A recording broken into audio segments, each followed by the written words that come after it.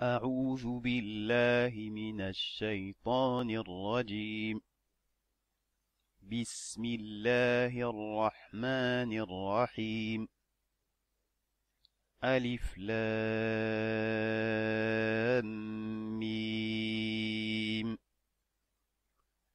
ذلك الكتاب لا ريب فيه هدى للمتقين.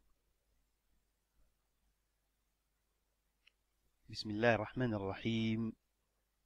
الحمد لله رب العالمين، وصلى الله وسلم على نبينا محمد وعلى آله وصحبه أجمعين.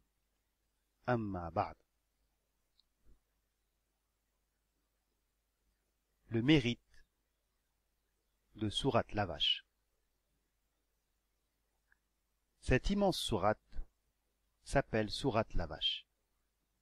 Elle fait partie de ce qui a été révélé à Médine. Sauf, selon certains, le verset suivant: وَاتَّقُوا يَوْمًا تُرْجَعُونَ فِيهِ إِلَى اللَّهِ ثُمَّ تُوَفَّى كُلُّ نَفْسٍ مَا كَسَبَتْ وَهُمْ لَا يُظْلَمُونَ.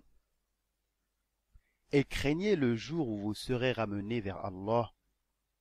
Alors chaque âme sera pleinement rétribuée de ce qu'elle aura acquis, et ils ne seront point lésés. Ce verset a été révélé à Mina. Nous avions vu auparavant cette terminologie, et nous avions vu que ce qui a été révélé au messager d'Allah sallallahu alayhi wa sallam comme Coran avant son émigration vers la Médine est nommé Mekwa. Et ce qui a été révélé après l'émigration vers la Médine est nommé médinois. Même si la révélation se fait à la Mecque, à Mina, à Arafat, en voyage ou en expédition, on la nommera médinoise, car le Coran est soit mécois, soit médinois. Les versets mécois sont ceux révélés avant l'émigration, et les versets médinois sont ceux qui sont révélés après l'émigration. Cette immense sourate est la plus longue du Coran. Elle fait partie de ce qui a été révélé en premier à Médine après l'émigration du prophète sallallahu alayhi wa sallam de la Mecque à la Médine. C'est une immense sourate qui a un grand mérite. Son mérite est dû à la valeur du Coran et au fait qu'elle ait des qualités que l'on rapporte du prophète sallallahu alayhi wa sallam, notamment dans sa parole d'après Abi Hurayra.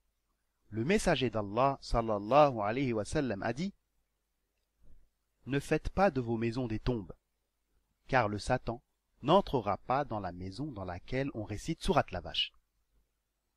Ne faites pas de vos maisons des tombes, c'est-à-dire ne les privez pas de la prière, car les tombes sont l'endroit dans lequel on ne fait pas la prière. Une partie des prières doivent être accomplies dans la maison. Les prières surérogatoires sont accomplies à la maison. L'ensemble des prières surérogatoires sont accomplies à la maison. Ceci est meilleur. Sauf les prières surérogatoires qui sont légiférées en commun, comme le tarawih, la prière de l'éclipse lunaire et solaire, la prière de la demande de pluie, et d'autres encore, comme la prière des deux fêtes, qui fait partie des prières légiférées en commun.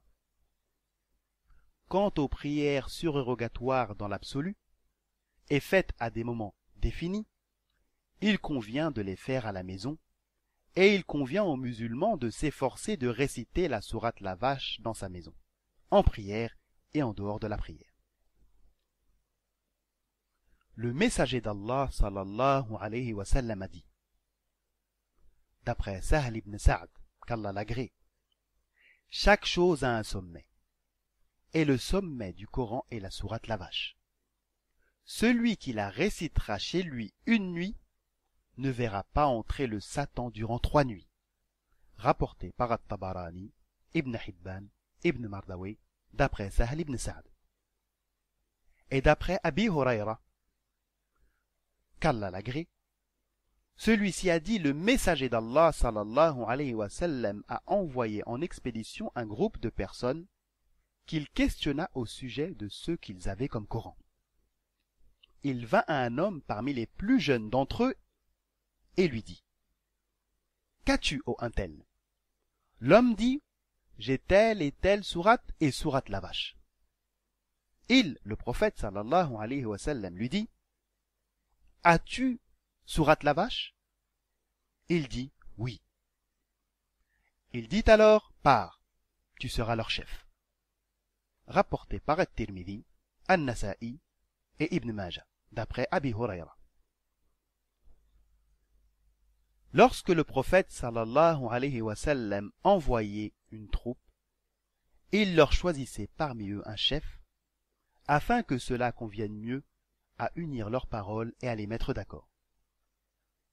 C'est ainsi qu'il fait partie de la tradition du prophète sallallahu alayhi wa sallam de choisir un émir lorsque l'on décide de voyager. Le prophète sallallahu alayhi wa sallam distinguait les gens du Coran. Plus la personne mémorisait de Coran, plus elle était distinguée de son peuple et de ses compagnons. Il désignait cette personne en tant qu'imam, en tant que chef.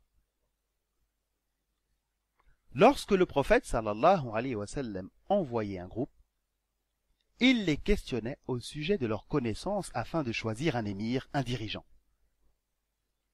Il les interrogeait sur ce qu'ils lisaient.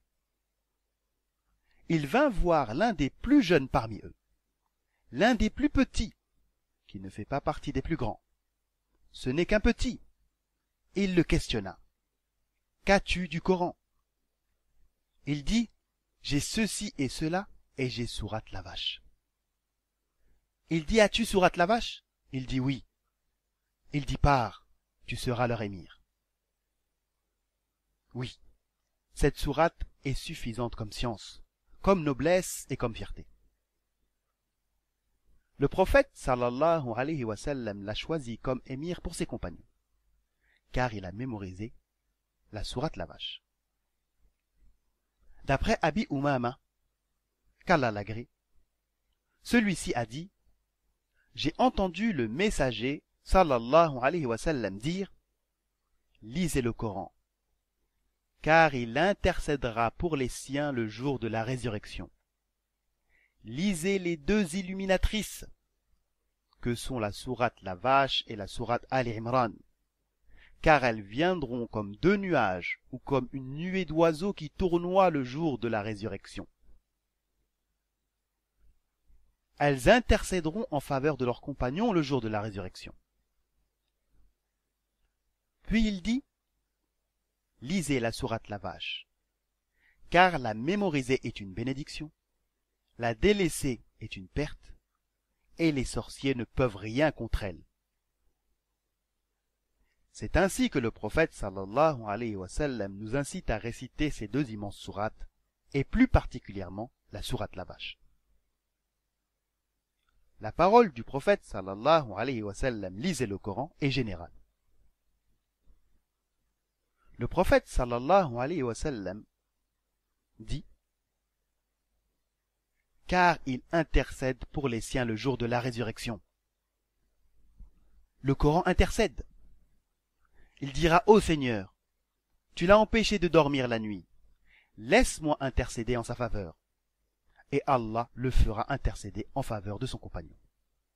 Puis le prophète sallallahu alayhi wa sallam dit: Lisez les deux illuminatrices, c'est-à-dire lisez les deux immenses sourates qui illuminent, que sont les sourates la vache et Al-Imran, car elles viendront comme deux nuages qui procurent de l'ombre, ou comme de la fumée au-dessus de sa tête qui procure de la pénombre, ou comme un groupe d'oiseaux qui rentrent les uns sur les autres et qui couvrent d'ombre leurs compagnons. Elles intercéderont en faveur de leurs compagnons qui les a mémorisés et mis en pratique. Le prophète sallallahu alayhi wa sallam dit ensuite: Lisez la sourate la vache, car la mémoriser est une bénédiction, la délaisser est une perte, c'est-à-dire que l'on regrettera de ne pas l'avoir mémorisée alors qu'on en avait la capacité. et les sorciers ne peuvent rien contre elle. C'est-à-dire que le Coran est une citadelle qui protège l'homme. Celui qui cherche refuge dans le Coran sera préservé des choses nuisibles, préservé des sorciers, préservé des devins et préservé de ceux qui voudront l'atteindre et lui causer du tort. C'est de cette manière-là qu'on se préserve. Il y a encore plus de récits prophétiques qui montrent les mérites de cette sourate et qui montrent qu'il convient d'y faire attention, de la mémoriser et de la répéter. Et il a été rapporté que Abdallah ibn Abbas a mémorisé la sourate en 10 années. Ainsi, il ne faut pas voir le temps trop long lorsque l'on mémorise les sourates du Coran. Même si l'on passait la vie entière à mémoriser la sourate la vache, ceci serait considéré comme un énorme gain, car il s'y trouve un énorme bien. Nous savons qu'il n'est pas possible de mémoriser le Coran d'un seul coup. Nous devons le fragmenter.